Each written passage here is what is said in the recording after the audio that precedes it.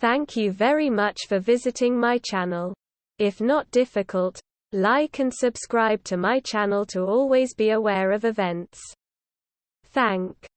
Jamie Laing took to Instagram on Saturday morning to reveal that his whole home building was filled with potentially fatal carbon monoxide. The Made in Chelsea star, 33, was woken up at 6 a.m. by the beeping of his carbon monoxide alarm, before finding out the entire building was full of the deadly gas. Explaining he was absolutely exhausted from the unusual wake-up call, the star assured fans that everyone in the building was fine and the building is now all clear.